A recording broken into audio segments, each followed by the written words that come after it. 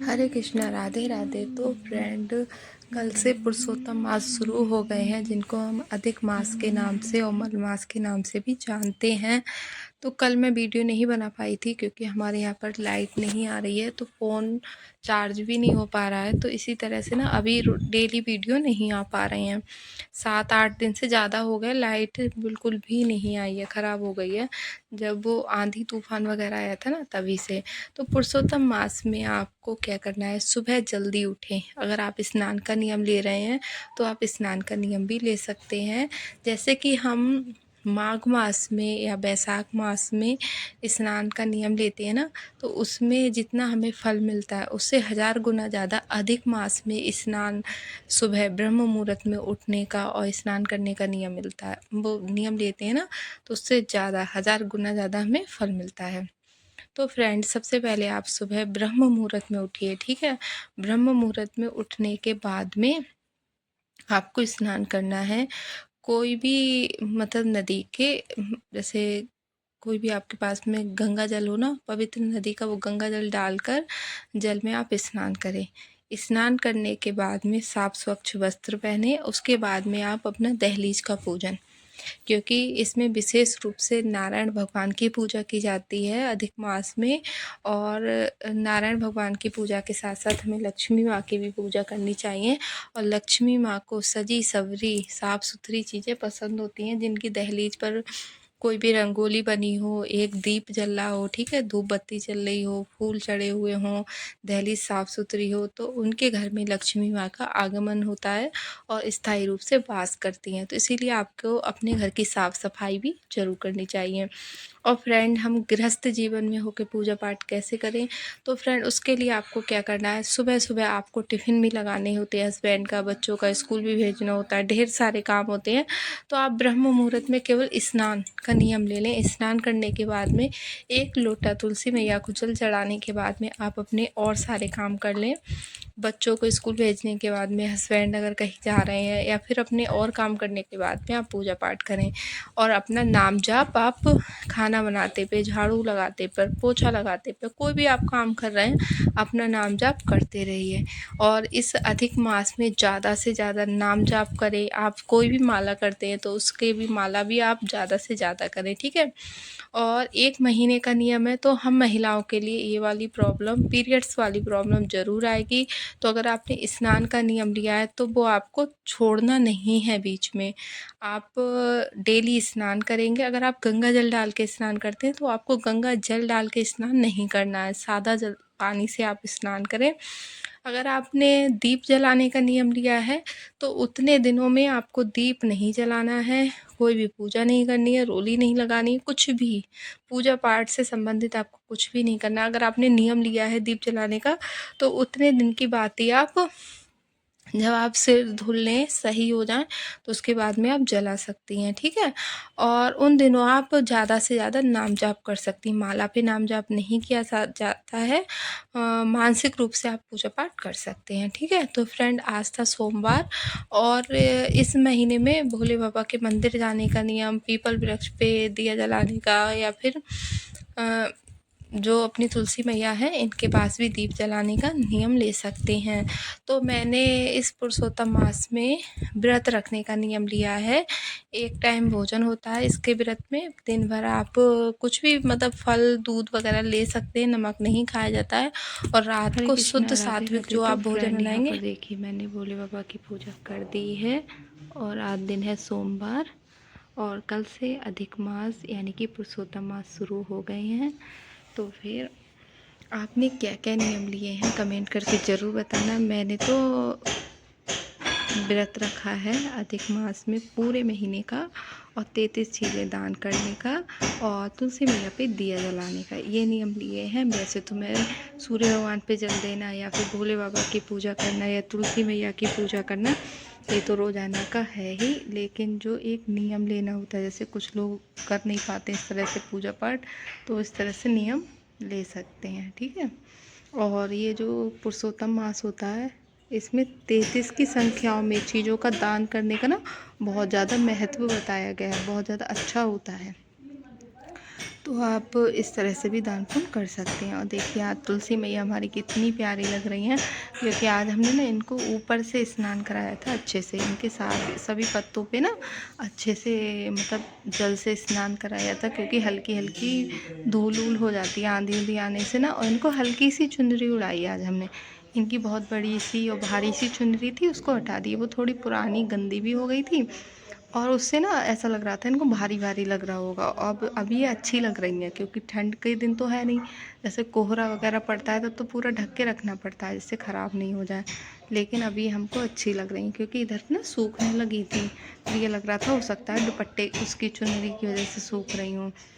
और यहाँ पर आज हमने थोड़ी सी सफाई भी करी थी, और ये टाइल अलग से हमने लगाई है, जिससे यहाँ पर ही हम डिजाइन और जो फूल वगैरह यहीं चढ़ा देंगे। नीचे बनाते थे ना, उससे क्या होता था उस पर पैर भी पड़ते थे, और उसको मतलब पोछे वगैरह से साफ झाड़ू भी लग जाती थी उस पर, है ना। और यहाँ पर क्या है, किसी कपड़े से, पूजा पाठ वाले कपड़े से इसको साफ कर दो, फिर दोबारा से फिर से बना दो, तो ये हमको सही लगा।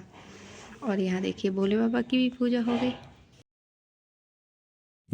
रात में जो भी शुद्ध सात्विक भोजन बनाएं, पहले अपने प्रभु का भोग लगाएं, उसके बाद में आप उस प्रसादी को पाएं। ठीक है, इस तरह से ये व्रत करे जाते हैं।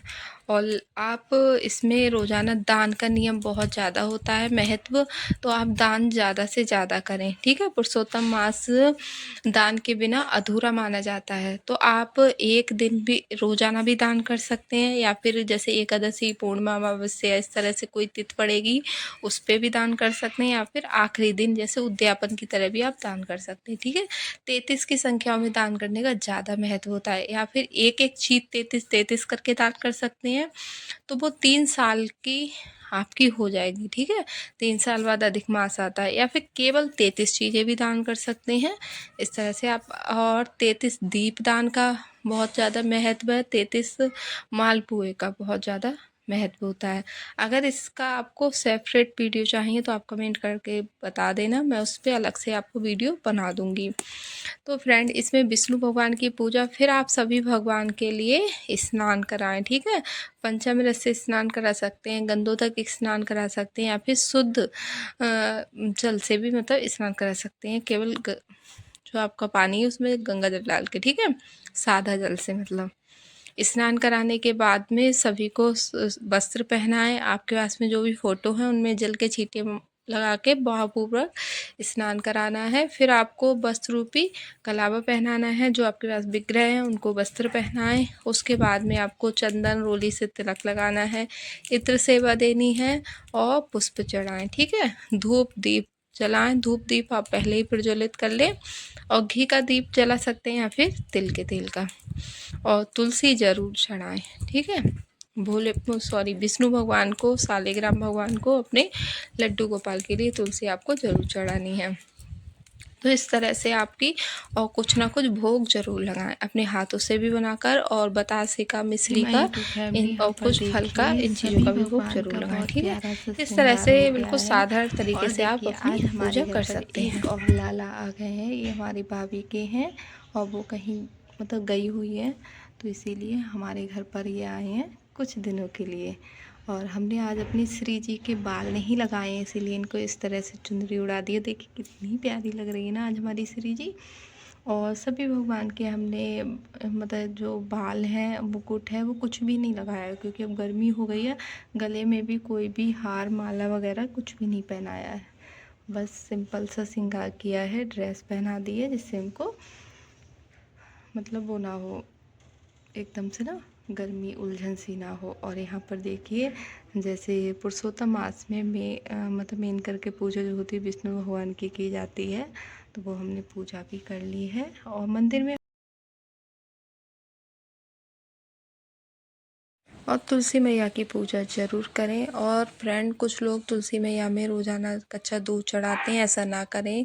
इससे तुलसी मैया में फंगस लग जाते हैं और आपकी तुलसी मैया ख़राब भी हो सकती हैं। तो केवल गुरुवार के लिए बहुत थोड़ा सा पानी में मिलाकर, जल में मिलाकर कच्चा दूध चढ़ाया जाता है, वरना आप कच्चा दूध रोज़ाना नहीं चढ़ाएं। ठीक है। और आपको माला जाप ज़्यादा से ज़्यादा करना है, ठीक है। आप जो भी माला करते हैं उतनी तो आपको करनी है। अपनी माला जाप ज़्यादा से ज़्यादा करें, दान पुण्य करें, किसी की भी बुराई निंदा चुगली ये सब ना करें। मांस मदिरा प्याज लहसुन का भी सेवन आपको नहीं करना है, ठीक है, शुद्ध सात्विक होकर। और इस तरह से आपको पुरुषोत्तम मास का ज़्यादा से ज़्यादा लाभ उठाना है, ज़्यादा से ज़्यादा नाम जाप करें। और इसका ना बहुत बहुत बहुत ज़्यादा महत्व होता है। और आपको दीपदान कैसे करते हैं इसका वीडियो चाहिए तो कमेंट करके बता देना, ठीक है। उसके बाद मैंने करी आरती माला करने के बाद में। श्रीमन्नारायण नारायण हरि हरि, श्रीमन्नारायण नारायण हरि हरि, श्रीमन्नारायण नारायण हरि हरि, श्रीमन्नारायण नारायण हरि हरि,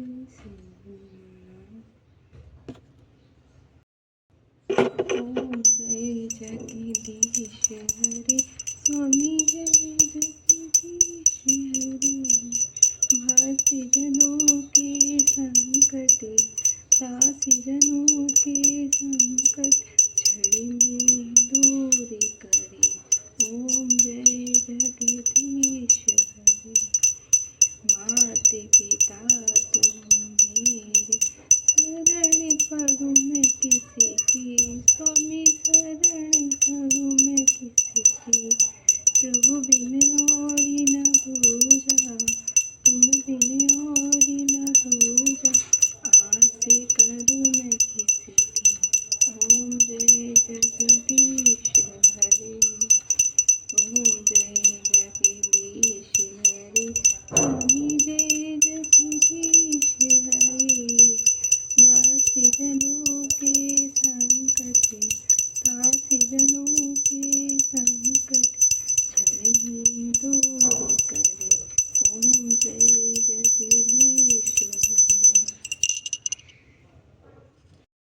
पूर्वणं करुणावतारं संसारसारं, पुरन्दरं सदा वसन्तं हृदयारविन्दे, भवं भवानी सहितं नमामि।